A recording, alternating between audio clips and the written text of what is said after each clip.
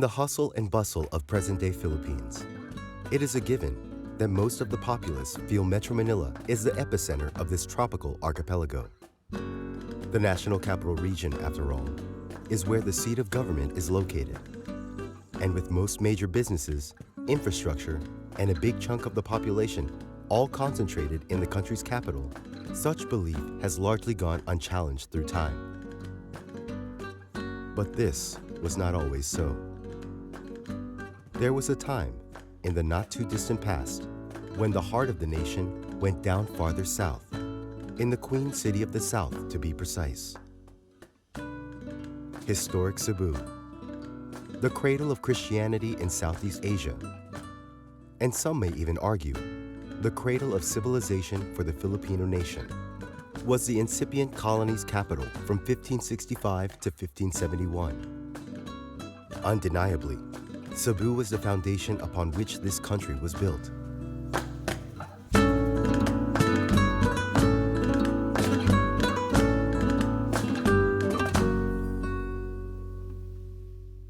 More Cebuano Than We Admit is a celebration of all things Cebuano.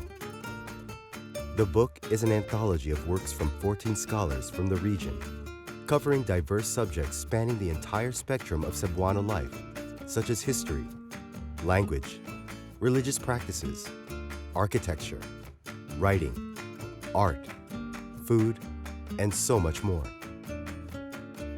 The opening chapter discusses the history of Cebu from 3 different but equally significant anchor points: rite, ritual, and ceremony, ethnohistory and archaeology of death in late pre-colonial Cebu, is an archaeological sojourn into antiquity that attempts to reconstruct the region's pre-colonial past, where there are no written records and based mainly on mortuary practices of the time. Port of Cebu, navigation and economic development during the Spanish era, 1521 to 1898, delves into Cebu's strategic location right in the middle of the Visayan Islands, which clearly contributed to the emergence of Cebu as a vibrant pre-colonial and colonial trading port. Panahon ni Mampur, Cebu's last decade under Spain, traces the history of the quaint Cebuano expression, sa panahon ni Mampur, to the final 12 years of Spanish rule in the region, as symbolized by an actual person who served as Cebu's alcalde primero, Joaquin Monfort y Carbonell. The book, More Cebuano Than We Admit, is a useful contribution to people's understanding of Philippine culture, because the local and the regional are basic, essential constituents of the national culture. And there's a tendency to, of course, give priority to the quote-unquote national. A book that focuses on the regional is an important contribution. Chapter 2 takes a look at religion and tradition as practiced by Cebuanos.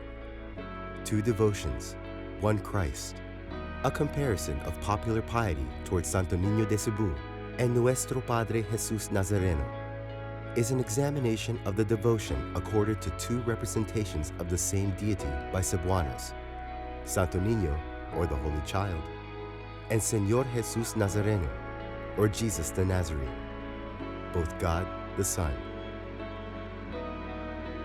The Bantayan Pasos, Tradition and Devotion, features the Pasos, life-size images of the different stages in the Passion and Death of Jesus Christ, mounted on wheeled carriages for processions held during Holy Week, and the multiple generations of families who have dedicated their lives to the preservation of the sacred images and the tradition they stand for.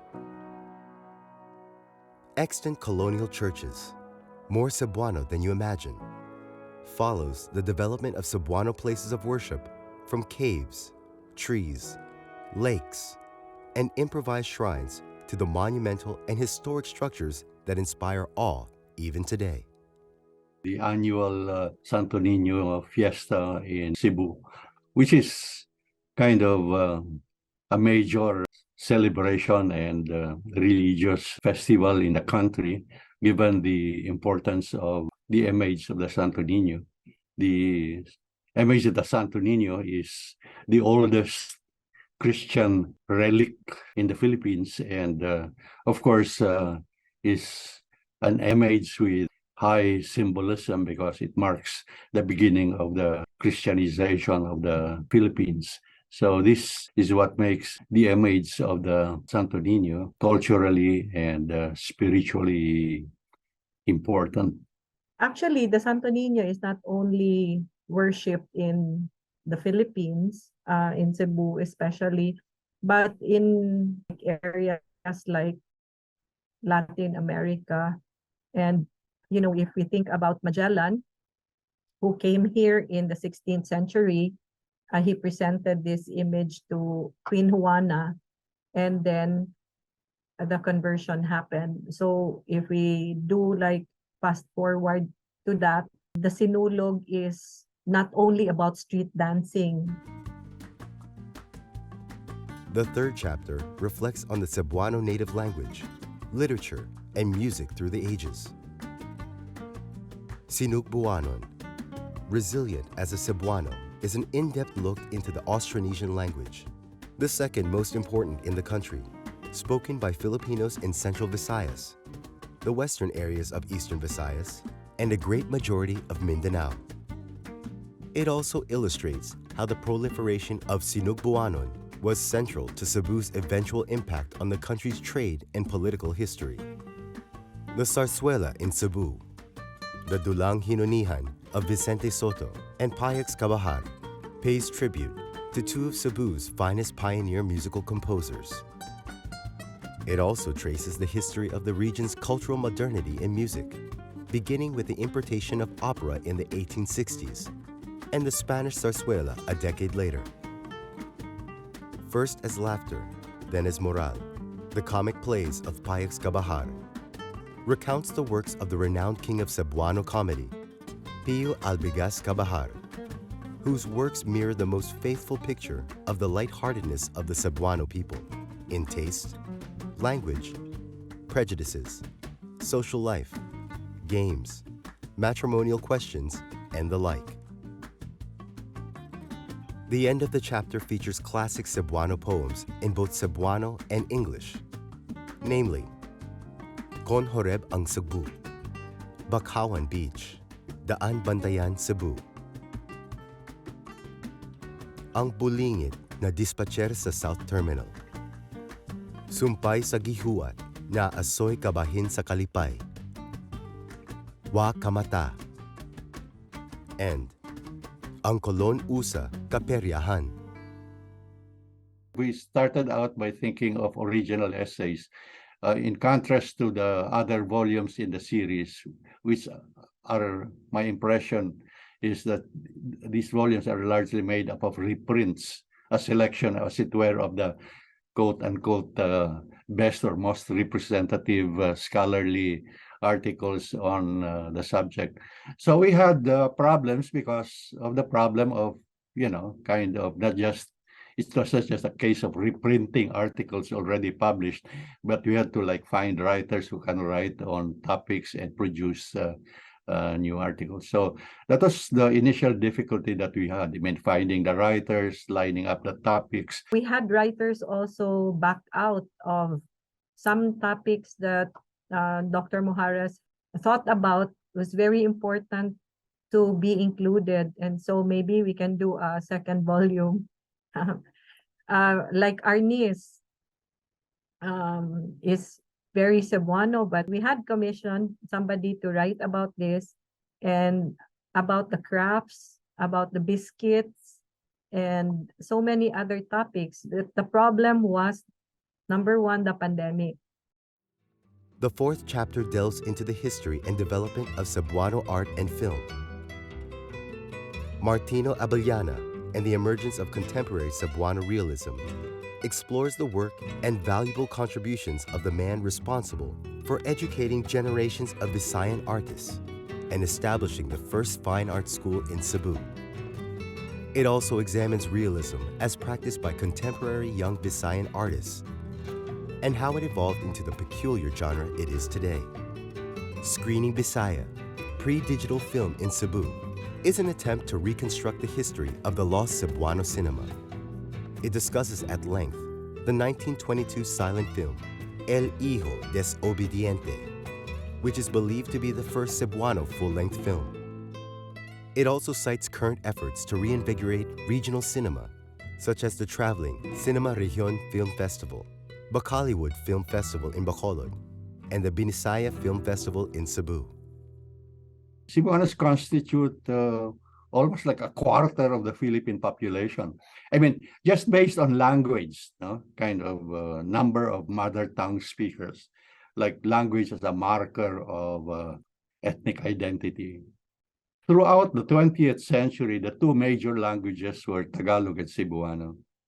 I'm an optimistic person. So, and it's not an optimism that is just on a whim. It's partly, something that you will also find in the volume. If you look at Panahon ni Mampur, again, by Michael Cullinane, he talked about the importance of Cebu economically. Cebu has always played a major role in not only the country's economy, but also in its heritage.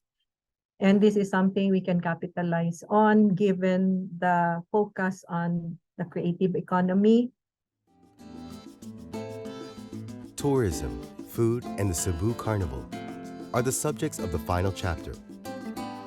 Diving for Coins, Early Tourism in Cebu, recounts the beginnings of modern tourism in the island during the American occupation, where some of the points of interest for visitors were the colonial churches, Magellan's Cross, and Mactan across the channel, where Magellan was killed. The Cebuano Lechon, Getting High on the Hog, is a gastronomic take on the prized roasted pig recipe of Cebu. While no one can truly pinpoint the exact origin of lechon as we know it today, it is believed to have been first mentioned in writing by Frenchman Jean Maillat in 1846. The Life and Times of a Carnival Queen is the last essay in the compendium and a tribute to the strength and resilience of the modern Cebuana.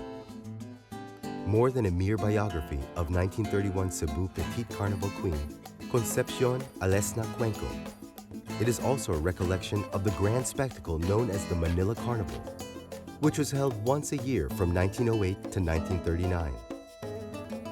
Regional carnivals, known as Petite Carnivals, were also held in parallel, though not annually.